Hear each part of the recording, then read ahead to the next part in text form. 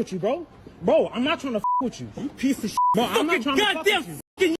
Hey loungers, welcome back to the channel. Today we're going to be doing a casual Friday. I'm your host, Mason T. So today for the show, I actually wanted to start off with a motivational speech. I actually don't do this very often, but I wanted you guys to hear what this lady actually has to say, and then we'll discuss it right after.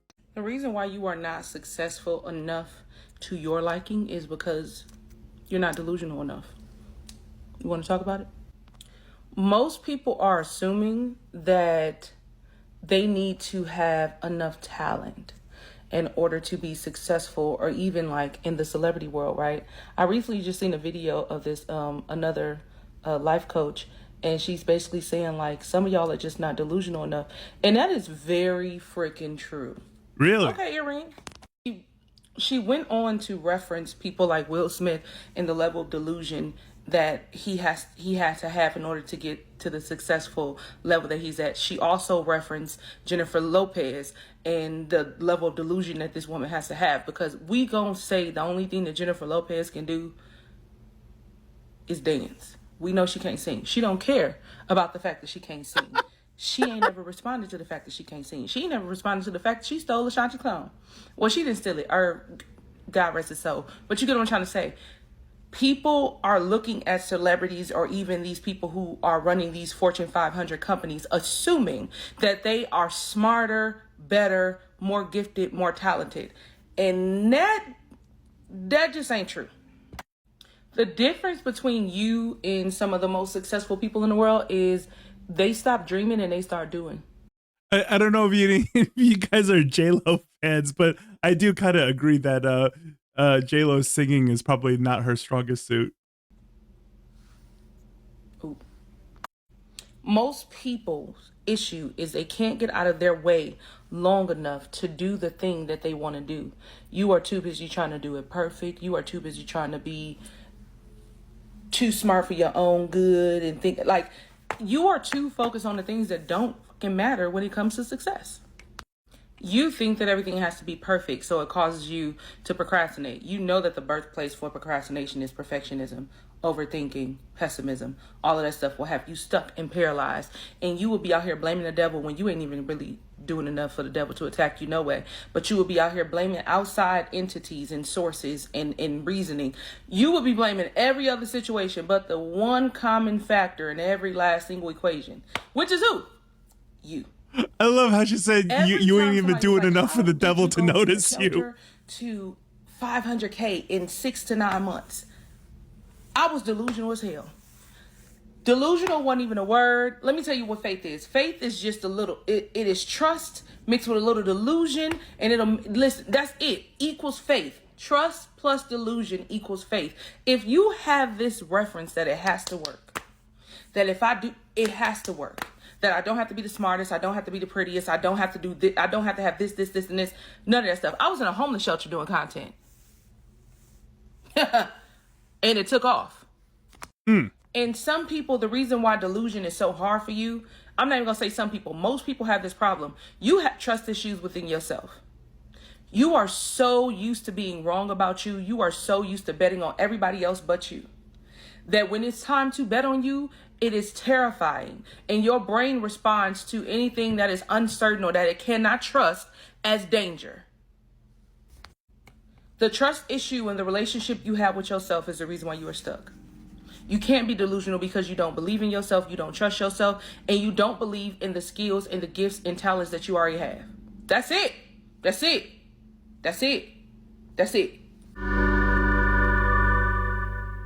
Okay, so she says basically you're not as successful as you want to be because you're not delusional enough. That's very interesting to me because, you know, I think we've all had those moments, right, where our ideas come off as a little grandiose to the people that we spill it to. And ultimately, you know, a lot of things in life, there's nothing to it but to do it, as well as developing talents and skills, right? We just have to put our minds to it and then have that sense of urgency in order to get it done. If your attitude is not in the right place, you won't have the right mindset. And the way we look at things, the way our overview of stuff is what's going to dictate our actions. Now, I probably wouldn't have said that you have to be delusional in such an extreme message. But I think the overarching design of what she's trying to say does have some merit to it. Leave a comment below. Tell me how you feel about that, right? I think it's very motivational to say, like, you know, you're not delusional enough. But at the same time, I'm not that big on, like, you know, extreme messages either.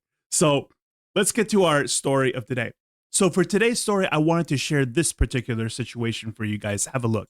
Well, confrontation over tipping lands an Evanston restaurant owner in some hot water. And now he's sitting down with our Sarah Maki to say he takes full responsibility, he's sorry, and his door's open to the other person involved. This is in Illinois. Hey, bro, what do you want, bro? What do you want? I pay for my food. Evanston restaurant owner Kenny Cho says he takes full responsibility for his actions in this video, taken Saturday afternoon, telling us he followed a regular into the street, intending to tell him never to come back after leaving without tipping again. You gonna tell them? I paid for my food. I handed you $20. You can't charge me more than what the menu say. So what are you talking about? But the tensions escalated, the men yelling at each other for several minutes as the customer walked away from the business. Have you watched the video? Yes. And when you watched it, what did you see there? Ashamed. I was just ashamed. Okay, we're going to come back to the rest of this video because I want to show you guys the actual footage of what happened. Now, I just want to say that for this video, I had a heck of a time trying to edit out all of the profanities, but you really need to see what happened. Hey, bro, what do you want, bro? What do you want? I paid for my food. I paid for my food. What are you talking? Why are you following me down the street? Back. You need to get back. Why are you following me? Why are you following me? What do you think? Why are you following me? What are you gonna do? Call 911. Call 911. If you need to settle something, you know who to call? Yeah, they're over here. Let's go. I know them. I'm okay. Go tell them. You go tell them. Then you wait here. I'll call You go tell them. You go tell them. I paid for my food. I handed you $20. You can't charge me more than what the menu say. No, So what are you talking about? Bro, I'm not legally required to give you a fucking tip. Get the back. Get back. Get back. Get back. Get back. Get back, bro. Huh? I'm telling you to get back. Yelling I'm at not me! trying to with you, bro. Bro, I'm not trying to with you. You piece of shit. Bro, I'm not trying to Goddamn with you. fucking yelling at me! I'm not trying to with you, You bro. shut your goddamn mouth, man! Why are you following me down the street? You piece of shit, little piece of Bro, shit, man. I paid I'll for my smack food. the shit out of Bro, you. Goddamn voice at me, huh? Bro, you need to get back. You You trying to wanna back fucking me into a apologize? corner. You trying to back me into a corner, bro. what is wrong with you, bro? What are you doing? What are you doing, bro? What are you doing? Nothing wrong. What you doing? What are you doing, bro? Bro, what are you on? You guys in a blind rage. Bro, what are you doing? You got him backslash. Get out of Bro, what are you doing? What are you doing, bro? Look how hard he's trying to escalate. Hey, take my bag. Take my bag. Yo, bro, what you doing, bro? Take my bag. Hey, take this. Hey, get back. Get back. No, get the f back. Whoa! Chill out. Yeah, but that's You need to get back, bro. Okay. You need to get back. He didn't do nothing wrong. What you doing? No, get back, bro. Do something. We about to Get back. Get back, bro. You don't have to see black, bro. Hey, no, hold the Put that bag. race card on So me, they man. edited this because it got too violent. Bro, don't yell at me. Put that shit on me, I'm huh? just getting my water, bro. I ain't touching you. Hold on, your bag is loose, bro. I ain't trying to do nothing to you. I paid for my food, and now you mad because I won't tip you, and you follow me down How the am I street? supposed to fucking make money? Okay, so raise your prices, They don't dude. That's get not money my like problem. that, you I know shit, you niggas mad. don't I work know. like So that. don't serve me then. The So don't serve entitlement. me food then. So don't serve me food then. Shut the f up, man. Hey, Plonka. Hey, don't get in it. Don't get in it, bro. Don't. Hey, Plonka, don't get in it, bro. Don't get in it. Plonka, don't get in it. Plonka, don't get in it, bro. Plonka, don't get in it. Don't get in it, bro. Nah, don't antagonize him, bro. No, right here. No, come here. No, right here. Right here. Your ass is wild, bro. Chill, bro. What you talking about? What are you doing? This is crazy what's happening. And then he finally walks off. So the thing is this, right? In my opinion, I really don't care, you know, if about the whole tipping culture. Like there's going to be, you know, people on both sides. And I think that's the wrong argument right now, because most of the comments are like, you know, you should tip, or some people are like, you legally, you know, they're arguing about the tipping culture. But the thing is that you're not supposed to chase people out with this kind of aggression, right? Especially, you know, in different states, different things happen. You have different kinds of laws. So what are you supposed to do when somebody is aggressively coming at you. You know, for many of us who live in the free states, like, you know, do you brandish your weapon at this point? Like, what are you supposed to do? Because I don't know what he has behind him. Maybe he came out with the butcher knife and he wants to put two in me. You know what I mean? So I don't know how to feel about the situation, because I'm not going to wait until I'm injured, right? So I don't know. The thing about this is ultimately, you know, because this is a business channel, and I want to give out some advice for this, because this got incredibly heated, right? But ultimately, it doesn't matter what the situation is. You should always be on to the next sale. You're always going to meet somebody that you don't like, or the sale is going to go sideways and things like that. But as you're running a business, you know, things happen, right? And the point is not to take any of it personally. Some people don't want to tip. Some people, you know, buy your stuff and then they return it, and it seems like customer abuse. Some customers seem like they're going to try to scam you or whatever, but it doesn't matter, because you still have the next sale, the next sale, the next sale. And for him, he's doing a ramen store. He still has the next bowl and the next bowl. What is he doing outside of his restaurant, not serving the rest of his customers just because of the tip, right? It's not worth any of this. So I think it's even crazier that, you know, he got in their faces, and then when they told him to get back because, you know, you're making you're making them scared, and his reaction is, you're yelling at me. That's so crazy. So now let's come back to the rest of the story so you see what he has to say. You know, bring shame to my wife as a husband, you know, as an owner, you know, at the same time, you know, to my mom and dad. The video ignited a debate online about tipping and led some people to leave messages on the sidewalk in shock, calling the business table to... See, this is the thing, right? The internet's, it's in the wrong place, because they're just constantly arguing about the tipping culture, right? Yeah, you should tip. No, you don't have to tip. You know, legally, you're not, like, I think that's the completely wrong attitude. The whole thing is that you're not supposed to follow people out and aggressively threaten them. What is that all about, right? I think the main focus should be on that, because at that point, you're just breaking the law by treating people this way, especially when you don't know how violent somebody is supposed to get. Okay. So what are you supposed to do against that, right? Stix, anti-black. Table to Stix, how can I help you? Hey, food, okay? I'm sorry? Let me order some food, stupid bitch. The backlash has forced them to stop taking calls, deactivate their social media. I think I feel really sorry for her. I feel like as if, you know, because of his actions, now she has to suffer as well. While Yelp has paused any new reviews. Bro, you about to blow up on social media, bro. When asked why he didn't tip, the customer told people online, "Oh, I just didn't want to." Cho tells us the customer's brother has since come in, describing their conversation as productive. I apologized to him and to his family, and I was asking if he can pass this message along to his little brother. Adding he sent the brother home with the customer's favorite order. How do you guys feel about this one? I'm starting to feel as if, like, you know, the sorry is a little bit too little too late, because he escalated really, really hard on this. And I feel as if, like, his apology is because of the repercussion, right? I feel as if apologies should be heartfelt, sincere apologies that you recognize that was wrong. Not when it comes down to this kind of consequence, and then because now I feel as if, like, you're apologizing because this has ruined your business, right? Handwritten apology and an offer. My door's open for you, man. You know, come on by anytime. No, you were going to hurt somebody. You said that you were going to smack them. Sarah, thank you. And they also tell us that he's particularly worried this could hurt other businesses around him, saying he's heard a protest plan for outside his shop. So I also wanted to show you guys a clip of their commercial before, and it was a perfectly good business. So I wanted to show you guys this clip because I really want to drive home the fact that, you know, you want to get into a business where you don't just wait for the sale and you want to drive some external traffic. Sadly, you know, all the work that they put into it, whatever, this restaurant is heavily canceled right now, with people even protesting outside. Now, a lot of people feel as if, you know, the protesting outside and all the cancellation or whatever is an overreaction. But ultimately, I mean, wasn't chasing your customer outside over a tip also a huge overreaction and threatening them with violence? So, you know.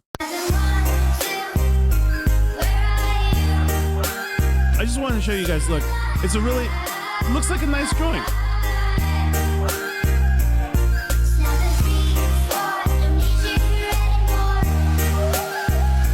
Got some sake going on, right? Some octopus balls. Yeah.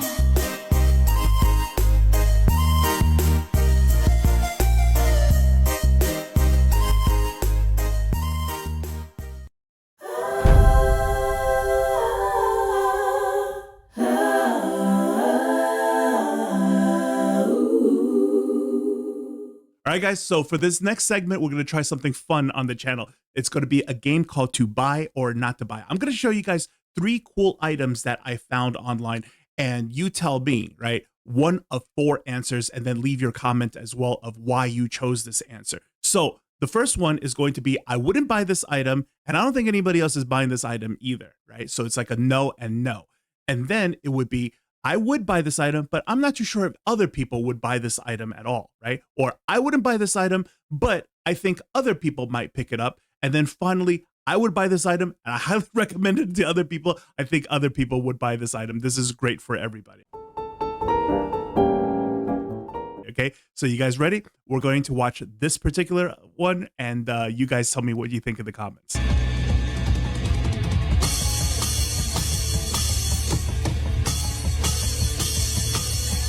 You know, if you ever caught yourself playing air drums in the car, right? This really gets the emotions out. You know what I mean? This thing is called a car crash symbol, right? Of course, I don't like the idea of using the word car crash for cars, but I get it because it's a crash symbol. For those of you who you know, are into instruments and stuff like that, this is exactly what it is.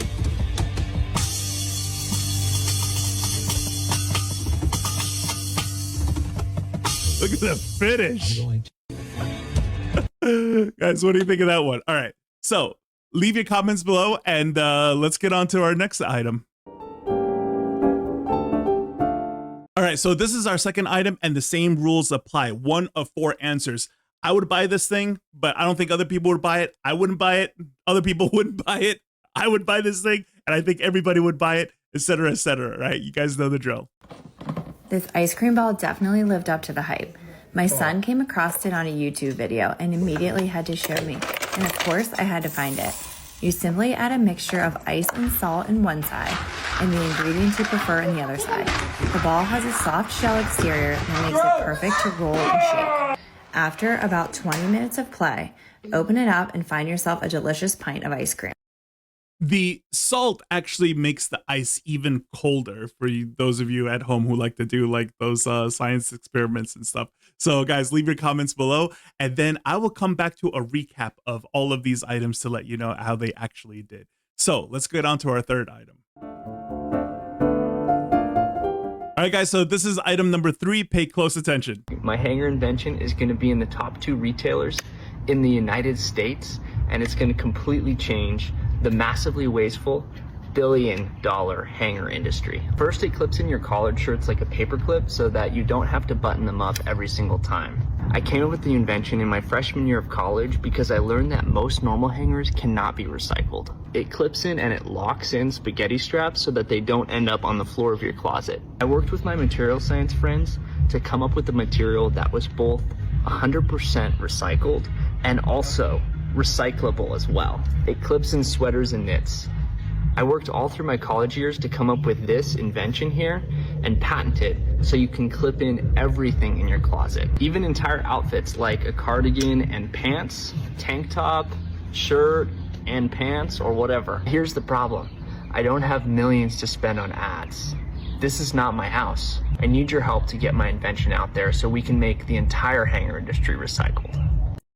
Okay, so the reason why I show you guys these videos, right? It's not just to get the brain juices flowing of like seeing other people's inventions and innovations and stuff like that, but also to get in the habit that everybody is promoting their item. And, you know, once you able to pivot from reselling over to whether it's homemade goods or a white labeler, a private labeler, if you come out with your own invention of items and stuff, you know, whatever reason that you have to promote your store, promote your item, A lot of people are doing it. And I want these commercials to also be very inspiring for you guys, that just everyday people are doing stuff like this and it's bringing them a lot of business. Okay. So that is the point of all of these videos. All right, guys. So that concludes our first episode of Casual Fridays, and it's more of a variety content. On Sunday, we will have the shop talk. This particular Sunday, I will be getting into level 2 of e-commerce, which is the home self-made goods. I know a lot of people want to do that,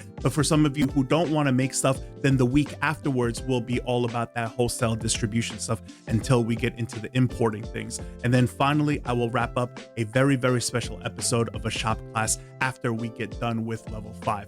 Anyways, guys, that is the video. Hope you guys enjoyed it. If you like that, please hit the like button. And if you learned something, please consider subscribing. As always, guys, I'll see you guys in the next. Take care. Every time we hear a Hispanic name on TV, whether or not the anchor is Hispanic, we suddenly have to shapeshift into a perfect Hispanic accent.